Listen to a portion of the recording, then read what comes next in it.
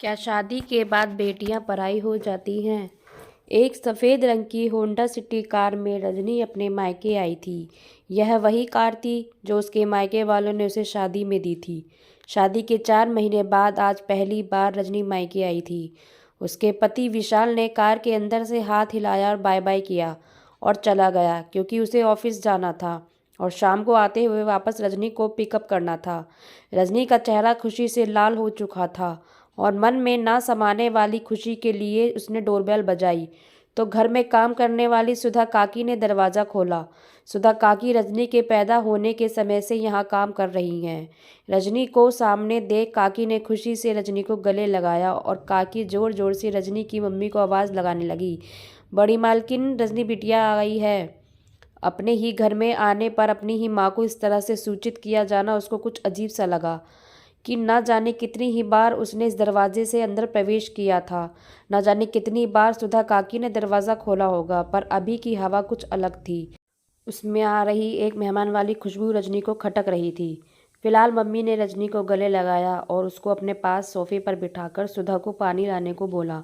माँ बेटी में खूब सारी बातें हुई। सुधा वहीं खड़ी होकर चुपचाप उनकी बातें सुन रही थी और बीच बीच में अपनी मालकिन के आदेश अनुसार अपनी रजनी बिटिया की आवभगत भी करती रही। बात करते करते उसकी नज़र टीवी के नीचे रखे टेबल पर पड़ी। वहाँ पर उसने एक मछली घर रखा था जो वह कहीं नज़र नहीं आ रहा था। यह वही मछली घर था जो रजनी ने अपने पापा से जिद करके खरीदवाया था। अब रजनी 12 साल की थी, तब से उसका रखरखाव वही करती थी। व्याकुल मन से रजनी ने पूछा, मेरा मछली घर कहाँ है? माँ ने कहा, सही देखभाल न होने के कारण उसका पानी गंदा हो जाता था तो हमने उसे घर के बाहर रख दिया। रजनी की आंखों के सामने उसके बचपन की सारी यादें घूम रही थी। वह छोटी सी रजनी का प्यारा सा बचपन उन मछलियों के साथ ही कहीं घर के बाहर गुम हो गया। रजनी के बेचैन मन में ना जाने किस किस तरह के ख्याल उठने लगे। उसका अपने घर में मेहमानों जैसा स्वागत होना, उसकी बचपन की सबसे प्यारी चीज़ का घर के बाहर रख देना। वहाँ से उठ जब रजनी अपने कमरे में गई तो मानो उसे ऐसा लगा कि वह कभी उस कमरे का हिस्सा ही नहीं थी। दीवारों के रंग बदल गए।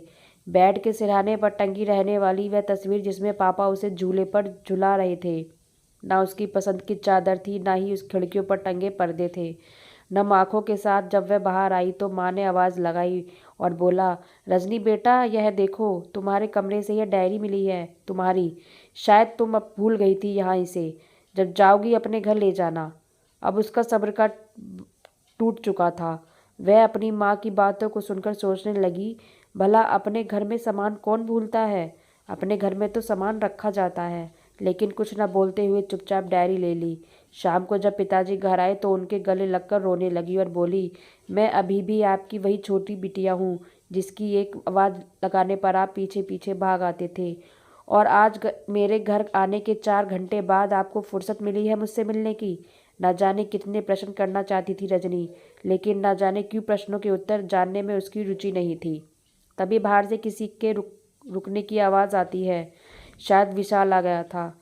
माँ की दी हुई उसकी डायरी और उदास मन से रजनी घर के बाहर आ गई और मम्मी पापा के पैर छूकर आशीर्वाद लेने के बाद जाती हुई बोल जाती है कि फिर कभी फुर्सत मिली तो ज़रूर आऊँगी आप लोगों के घर। क्योंकि रजनी को समझ आ गया था अब यह घर उसका नहीं है। शादी के बाद अब यह पराया घर हो चुका था।